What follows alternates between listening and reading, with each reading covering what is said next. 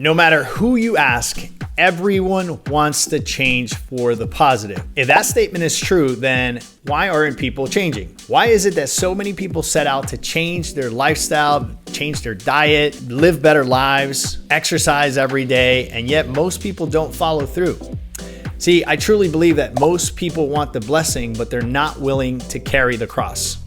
In my coaching practice, I say that the number one component for a person's life to change for the positive is a heartfelt desire. The challenge with that is that heartfelt desire usually comes from the many pangs of life. For some people, it's a bad doctor's report. For others, it's a divorce.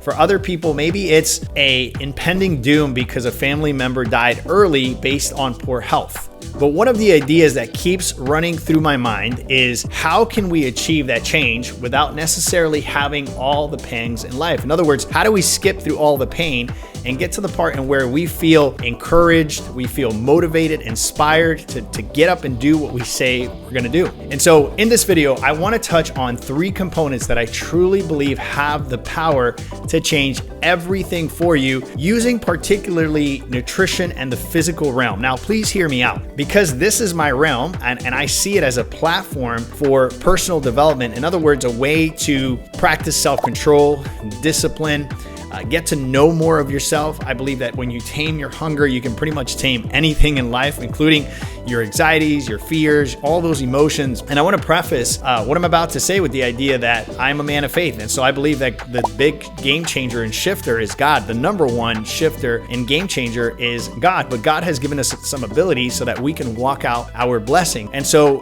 he's given us some very, very tangible tools so that we can put these things into practice. And we don't just have to sit under a tree, pray, and hope for God to send the right winds in our direction so that things can go in the direction that we want them to go. We can actually get up and start walking out our prayers. So 3 ways to walk out those prayers so things can start changing for the positive, so that we can skip through the actual pain that most of the time is the big motivator. And so number 1, I truly believe that one of the things that influences us in a positive way is an example, a great example of someone who's out there winning, someone who's out there living and doing the thing that we want to do.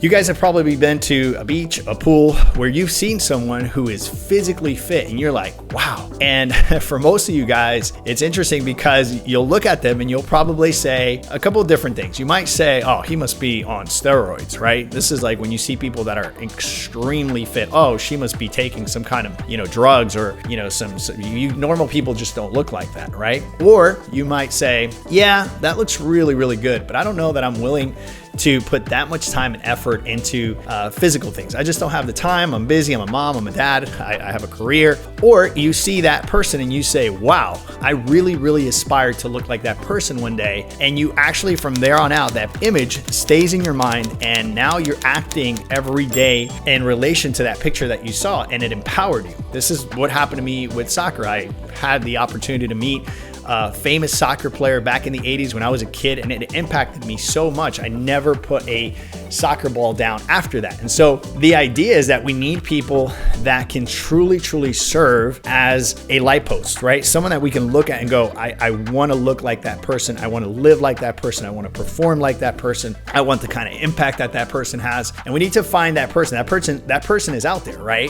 Whether it's a physical realm or the career or the marriage, that person is out there. And our job is to really find that person and to keep that image very, very vivid. More importantly, if we have an opportunity to actually befriend that person, is to start to think like that person by asking very powerful questions that will give you an insight into the way they think, right? Because ultimately their success comes from the way they think.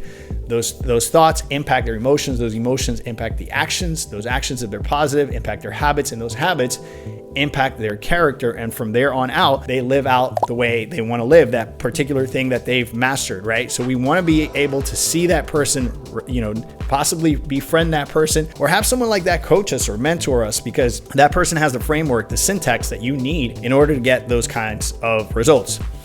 Number 2, ask yourself, who's watching you, right? Who are you influencing? Is this your kids? Is it your husband, your wife?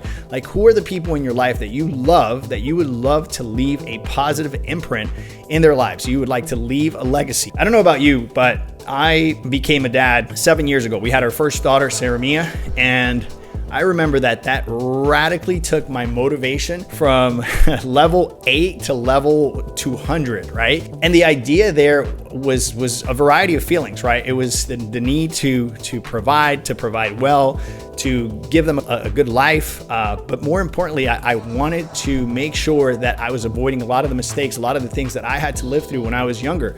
And so that raised my standards significantly. I had this desire to impact not just me, not just my circle of influence, but my daughter. At the time, we only had one, my 7-year-old. And so I started to pursue that and raise my standards in so many areas because the motivation and the fuel were to impact her and leave a legacy. Then a couple of years later, we had our second daughter, Hannah.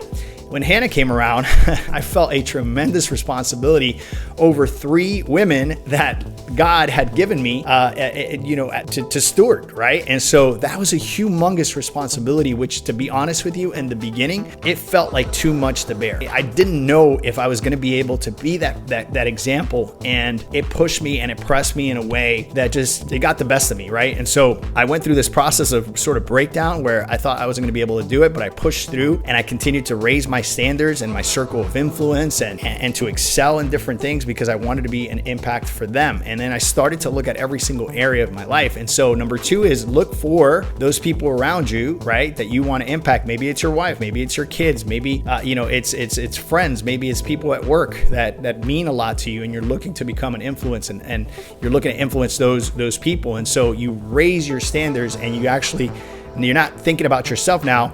You're thinking basically about those people as you pursue getting better in life. Number 3, for a couple of minutes, cancel out any predetermined ideas that your parents, your family, your friends have for you. In other words, we have all these imposed ideas that people bring over us, things that people think we should be or do. Put all those things aside. On top of that, put all of your responsibilities aside, all of your career, all of your work, all the things that you're responsible for. And I want you to dream like you once dreamed as a kid. And I want you to ask this question: if none of these things were relevant right now in my life, if none of these things were important, if none of these things had an influence on me, how would I show up every day, right? What kind of person would I like to be? And take a piece of paper and start writing those things out, right? Maybe you feel stressed because you can't go to the gym every day, or you can't eat a certain way. Make pretend none of those responsibilities are there and just dream and write out who you would become if all those predetermined ideas that people have for you, those responsibilities weren't there.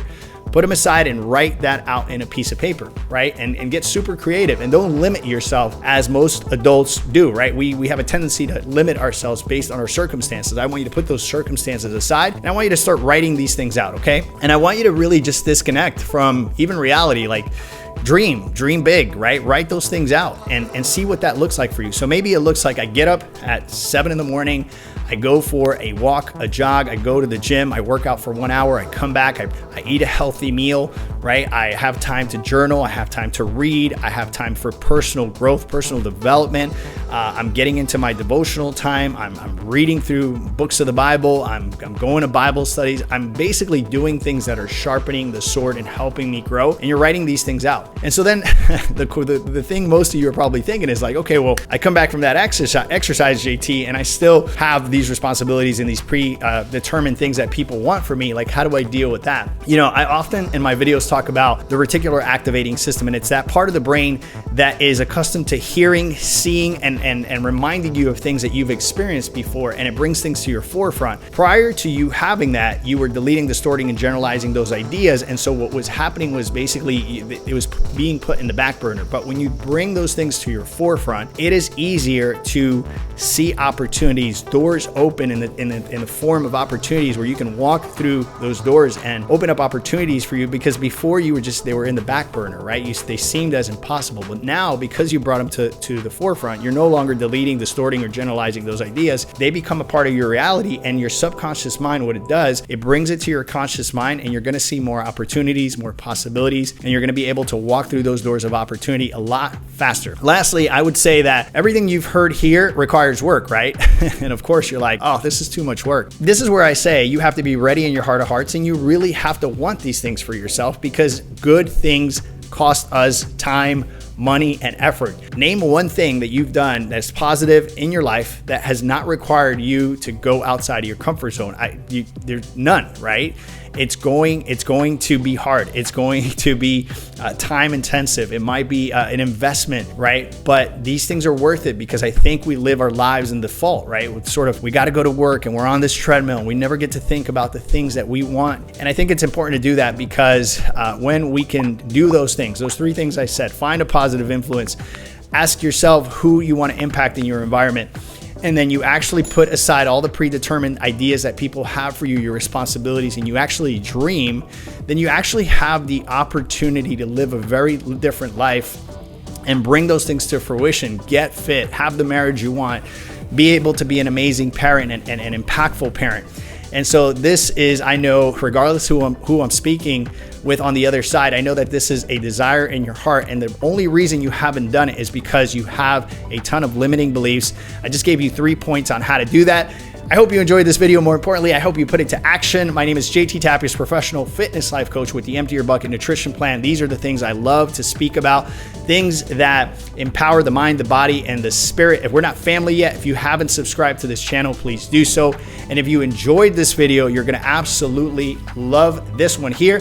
Check it out, JT Tapias. Talk to you guys soon. Ciao, ciao.